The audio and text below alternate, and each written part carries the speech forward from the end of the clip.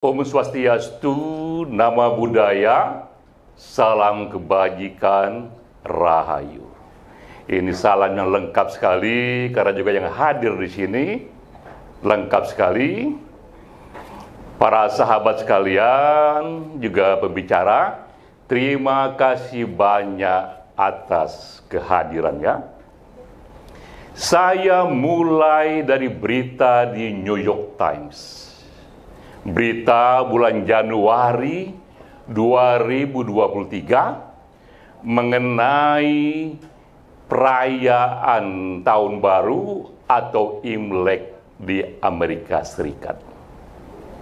New York Times mengatakan pertama kali dalam sejarah di Amerika Serikat ini ada 21 anggota Kongres di Amerika yang berasal dari Asia. Ini jumlah yang terbanyak yang pernah ada di Amerika, dan dengan sendirinya mereka ini yang berasal dari Asia ini punya akses untuk juga ikut membuat undang-undang, dan banyak dari mereka adalah imigran dan keturunan turun-temurun dari orang-orang Tionghoa.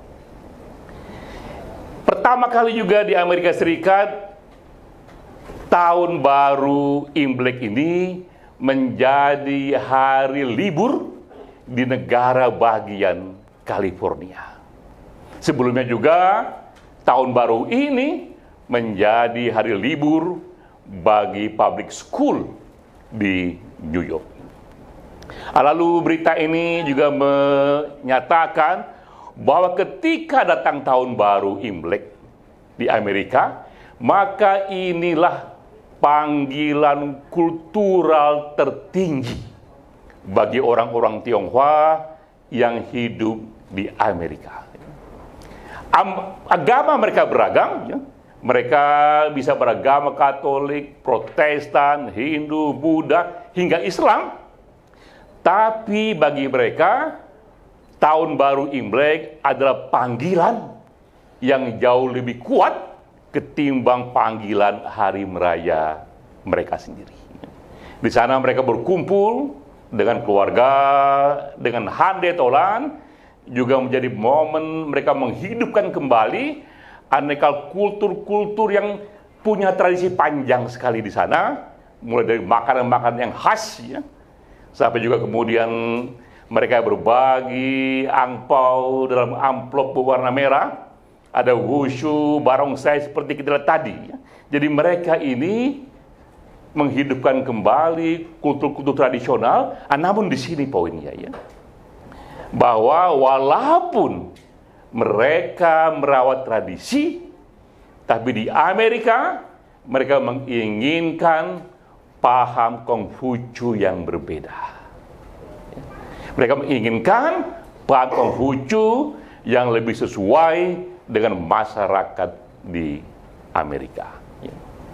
Lalu muncullah buku yang ditulis oleh Stephen Engel berjudul Progressive Confucianism. Ini buku terbit di tahun 2012. Buku ini menyatakan bahwa kita yang meyakini Konghucu, yang hidup di Amerika, di Eropa, dan dunia Barat, kita menghendaki paham Konghucu yang berbeda. Memang dalam buku ini mereka katakan kita pertahankan filsafat moral individu Konghucu. Karena itu yang dianggap inti dari Konghucu yang disebut sekarang ini the Golden Rule.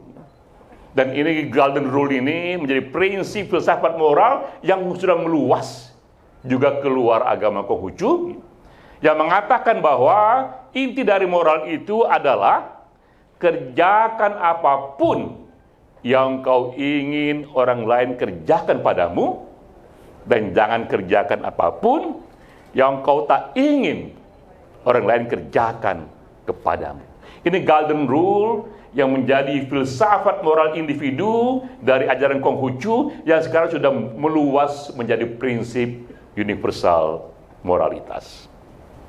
Tapi di buku Stephen Engels ini, kita mengkritisi, kita mengevaluasi moralitas publiknya dari Konghucu yang dipraktekkan di negara asalnya, negara Cina. Karena di sana ajaran Konghucu diserasi-serasikan, disubordinasi oleh politik Cina yang tidak menghargai hak asasi, yang tidak menghargai demokrasi, yang kurang mengapresiasi persamaan pria dan perempuan. Karena itu kita di Amerika, di Eropa, di dunia Barat penting mengembangkan yang disebut progresif Konghucu atau Konghucu progresif yang mengambil moralitas individunya dan dikawinkan dengan nilai-nilai dominan di sana, yaitu demokrasi, hak asasi, ilmu pengetahuan, dan hak-hak kaum perempuan. Ini di Amerika tahun 2012, progresif Konghucu, hal yang sama terjadi 20 tahun sebelumnya. Di Eropa, tapi di komunitas Muslim. Di 2012 itu ada Stephen Engels. Di komunitas Muslim tahun 90-an, 20 tahun sebelum itu, ada yang bernama Bassam Tibi. Dari Muslim, ia mengatakan hal serupa, bahwa kita ini Muslim yang sejati, tapi kita hidup di Eropa, karena itu kita menghayati nilai-nilai Eropa, dan kita inginkan tafsir Islam, pandangan Islam yang sesuai dengan nilai-nilai Eropa Barat yang diwarnai oleh hak asasi, demokrasi, dan kemajuan wanita. Karena itu, ini menurut Bassam Tibi, kita bahkan harus melepaskan diri dari paham dominan di negeri asalnya Islam sendiri di Timur Tengah sana. Jadi kita melihat dua contoh di sini, Konghucu di Amerika dan Islam di Eropa, yang dua-duanya mempunyai pemikirnya dan mencoba dikembangkan satu paham yang lebih sesuai dengan perkembangan masyarakatnya. Bahkan tak ada masalah jika dia harus berbeda dengan paham yang dominan di asal negara agama itu. Nah, inilah fakta, inilah fenomena yang kita lihat sekarang ini, evolusi dari paham agama. Suka atau tak suka, tak ada lagi itu yang disebut one size for all. Tak ada lagi itu satu paham untuk semua. Karena semua mencoba menafsir paham itu sesuai dengan yang real, menjadi konteks sosial, politik, ekonomi, bahkan filosofi pribadi setiap orang, ya. Jadi agama pun dikustomisasi tergantung dengan situasinya. Dan ini penting, ya. Ini penting karena kita melihat bahwa ternyata memang paham agama yang berbeda bisa menghasilkan negara yang berbeda. Interpretasi agama yang berbeda bisa menghasilkan masyarakat yang berbeda. Dan ini lebih penting lagi di konteks Indonesia. Karena di Indonesia ini 90% penduduknya mengatakan agama itu sangat penting dalam hidupnya. Dengan sendirinya tafsir mereka terhadap agama, paham mereka terhadap agama akan sangat mewarnai tidak hanya kehidupan pribadinya, tapi juga kehidupan publik. Nah, kita menghindari dua kutub ekstrim dari paham agama. Ekstrim pertama adalah satu paham yang mencoba menjadikan agama sebagai konstitusi di ruang publik. Lalu mereka mencoba menafsir agama secara tekstual dan menginginkan kebijakan pemerintah sesuai dengan cara mereka menafsir kitab suci. Ini terjadi di banyak hal dan ini kita bisa kritik tidak dengan paham yang lain, tapi kita kritik dengan data. Umumnya negara-negara yang majoriti paham agamanya menjadikan agama itu sebagai esensi dari seleksi bagi kebijakan publik, negara-negara itu rendah indeksnya, baik diukur dari Human Development Index ataupun diukur dari World Happiness Index. Ya. Jadi data menunjukkan pola seperti ini akan gagal membuat bahagia warga negaranya yang sekarang ini sudah berbeda sekali. Dan kita juga menghindari kutub ekstrim lainnya, yaitu munculnya sikap yang anti agama. Ini kultur yang melihat agama hanyalah hikayat, dongeng-dongeng pra ilmu pengetahuan, hanya menarik untuk kajian sejarah dan nanti pelan-pelan akan masuk museum.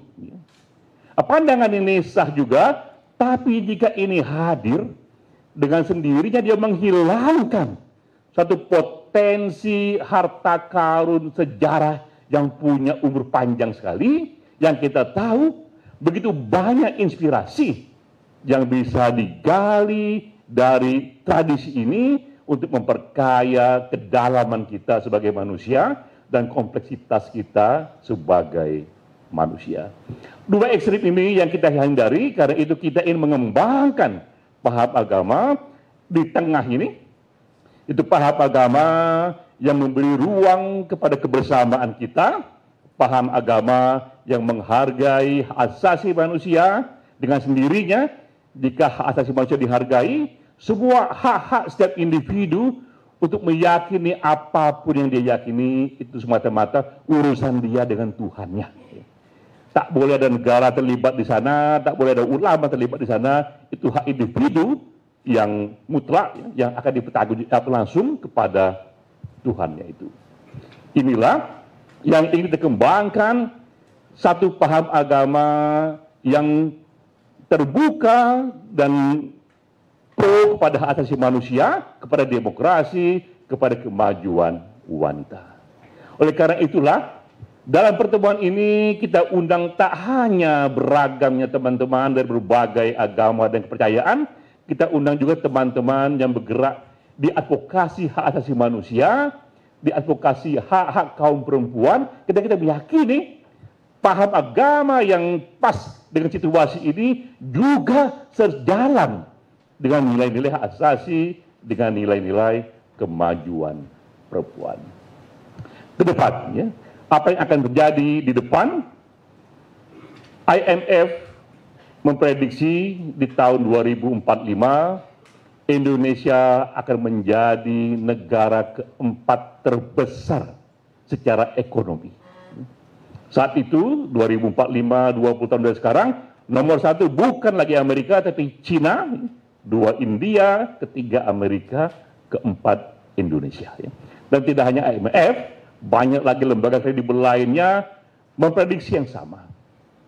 Tapi di luar ekonomi, indeks demokrasi kita masih sangat-sangat terpuruk. Ranking kita itu 52, masih lebih rendah dari Filipina, lebih rendah dari bahkan Timur Timur, lebih rendah dari Malaysia.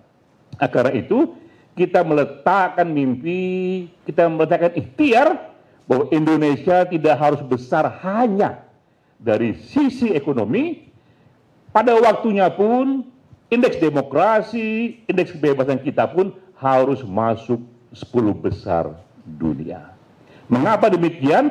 Karena indeks itulah indikator yang paling terukur yang menunjukkan telah tumbuhnya kualitas warga negara secara lebih tinggi lagi, di mana kesetaraan warga negara, hak-hak warga negara itu sudah dilindungi, sehingga setiap pribadi dibiarkan memilih sendiri gaya lifestyle-nya. Yang dilarang hanyalah tindakan-tindakan kriminal. Di luar itu sepenuhnya urusan pribadi yang bersangkutan dengan Tuhannya. Nah, inilah yang ingin kita ikhtiarkan. Esoterika sekecil apapun ingin bergerak ke sana. Ingin mencapai tidak hanya ekonomi Indonesia yang tadi nomor 4 di dunia, tapi juga indeks demokrasi, indeks kebebasan yang lebih tinggi lagi, karena itulah indikator kualitas kita sebagai warga negara akan lebih tinggi lagi. Apakah mimpi ini tercapai? Yang penting ada ikhtiar dari kita untuk mencapainya, sisanya adalah perjuangan. Wassalamualaikum warahmatullahi wabarakatuh.